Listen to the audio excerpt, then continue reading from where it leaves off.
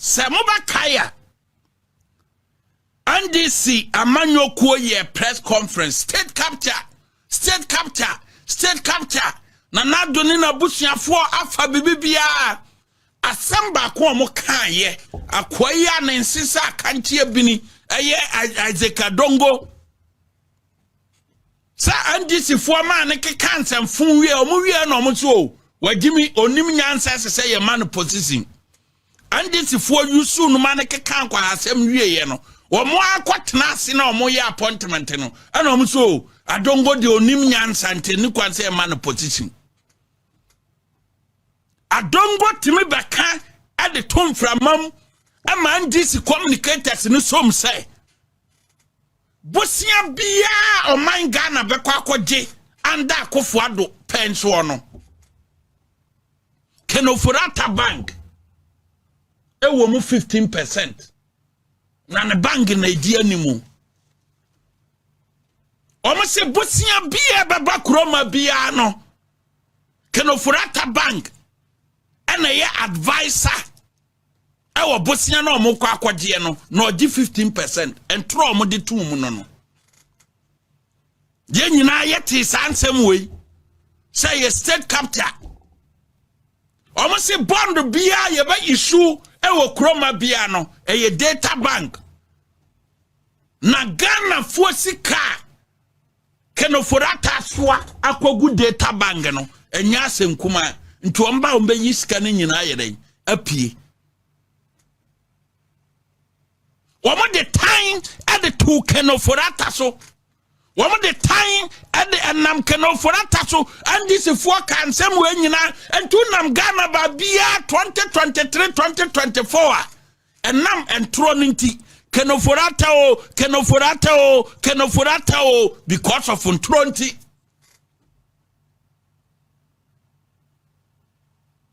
Emma MPP ho ebeye time all because ye nam hai abibifo de umpo anibra de yentimi nyimfiri yakwam enti yakwana abeka ne say ye nitro na enye sika kwan so ye abibifo de anibra ye number 1 ewo ya brabom nti ye kase nipa we afa o man ni sika ye de ye nibra ne otan ebekọ akogu na busuafro and ye na ehunu say ni busuani kono ena na ye president na nipa no one bank dada a bank no o establish wo NDC pension o establish DataBank 1997 NDC na na wa ban DataBank ba enye ne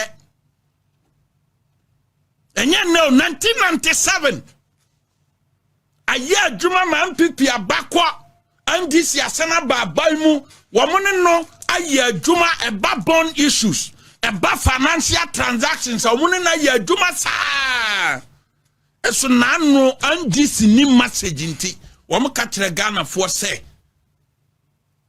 Kenofurata wia Ghana sika nyina ntina ye ho kire na sika no gu DataBank ana Akufo-Addo ni na busuafo hwana sika no gu no omu die ana Ghana fo mabunu ekom de omo ye nyina Ghana fo mabuna mo wo TikTok na nwumre mo te sansem we bi se DataBank ye former finance minister dia a o sa bank no established in 1997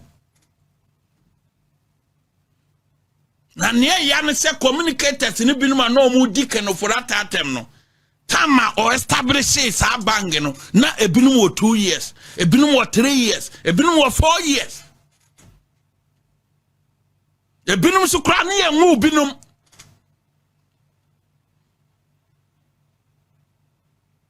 enso yakatom framamu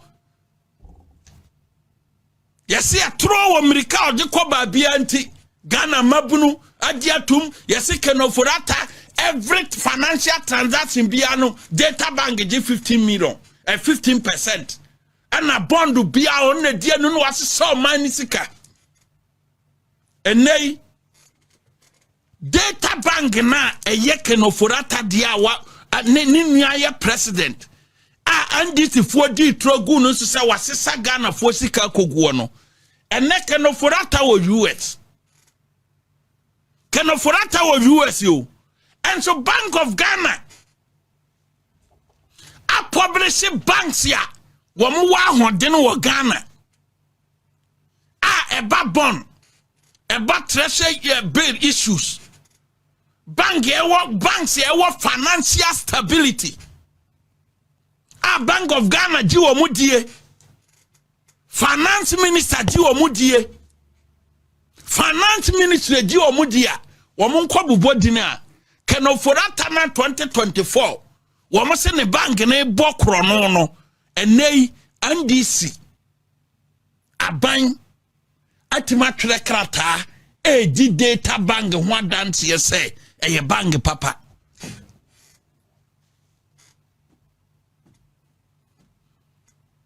enti uti sasem we ya woye NDC food soldier wo de sasem we ye campaign kwasie da wo kwa asore no se ye nyame ne ye som ne papa kwanso no kore kwanso a kanyame na metena se akacho say kwasie da unya akwanya fieda unya akwanya komox kwasie da memenda wa obewura so dam biasere bonfache the very bank ya mo say awia Ghana fo sika nyina no ene Bank of Ghana ene finance ministry aye krata de ababontin di bank no wa dance se wunua opesa autoshes bond na umba be issue treasury bill ho issues nyina no banks ye ba bonten no a omo ho odene na omo ye adwuma di free 1997 besi nne no bank ya 2023 and 2024 mo se ye ntwitwa Kenoforata nam emfa ngu apampa so emfa nkodwa manso nkoton because odi Ghana wu no ene NDC mom ene edi DataBank ho adanse NDC ene edi Kenoforata enuma ho adanse se ehote na Ghana fo ne DataBank enkoye adwuma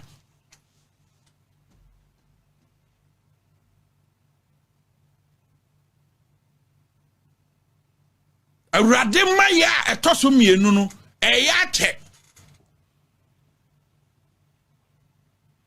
na NDC food soldiers ya dada mo anemu amotena radio so eyemaninguase sesa release ba bonten na se wako radio so akwa akiso Kenoforata any DataBank ya ene adanse dia a free finance ministry adanse dia a free Bank of Ghana because ansana Bank of Ghana eba certified anyama we nyina no wo mo di approve a free finance ministry enti ato forcing any economic management team a president Amanedano the president of the land economic management team ni CIA no wo ma di atum say ye ni Kenoforata bank no ho dance ye enso etikroma no bia fini sise kusie say monkofa Kenoforata mra na oni nasem because odi Kenoforata asema ena ne position no obeguso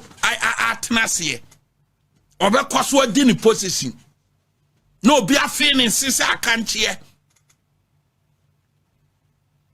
because or prosecute Kenoforata and they are protecting the position but Sanchuchi any more Jumana wo ye no the economic management team president Amanedano finance minister kan hu bie Bank of Ghana kan hu bie no wo mo kwatena se no wo mo di banks ya Ghana fo do o musika koto ho a ehun ma asema ye hwe ya Kenoforata anim ni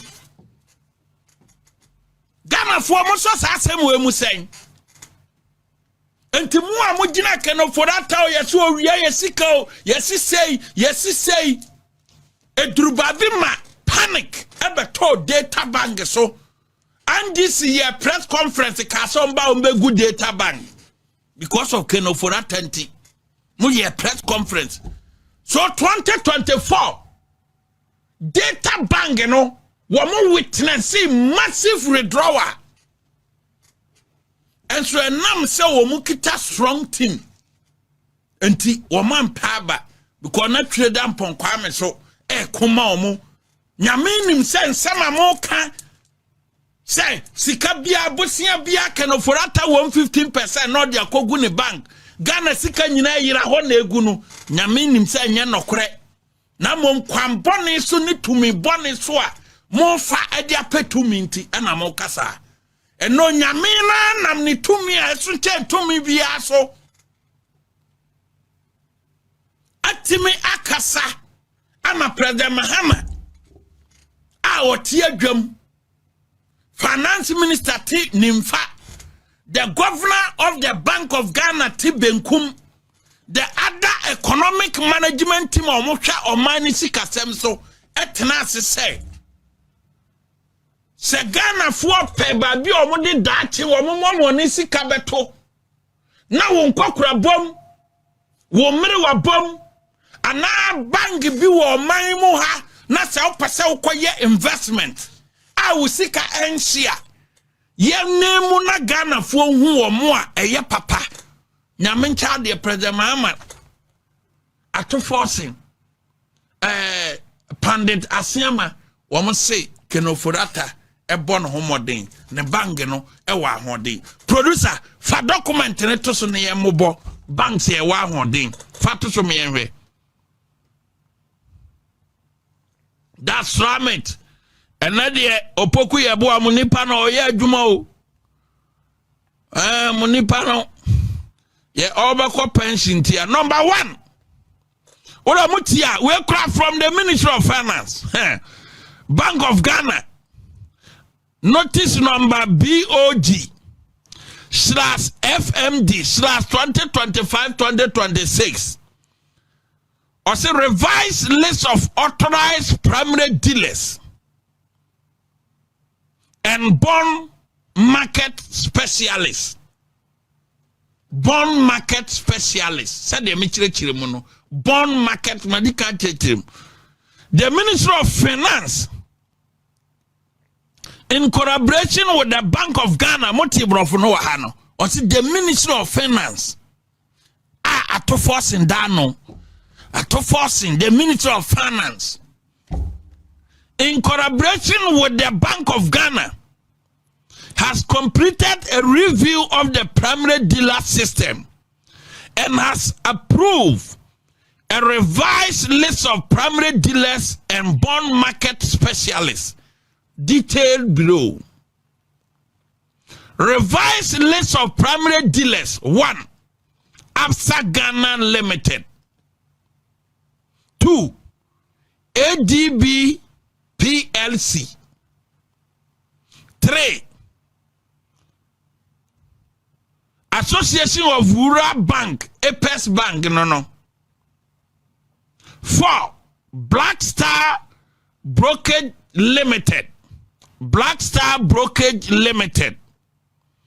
5. Car Bank PLC. 6. Consolidated Bank Ghana Limited.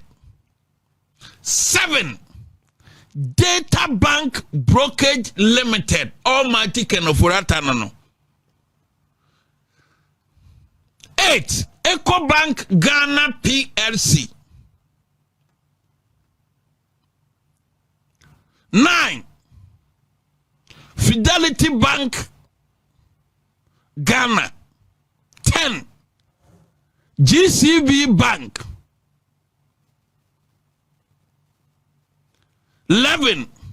Osidian Achina Limited. And 12. Stanbic Bank Ghana. Or see the following institutions out of the primary dealers have been selected as bond market primary dealers in that year. No, Womasana select Womua eba bond one sema. Yanko top bond, yanko top treasure be ne hun sensema. Womo wa ho den pa e wo Ghana ha. Uno mu diria. Uda no wa yeden. Wada.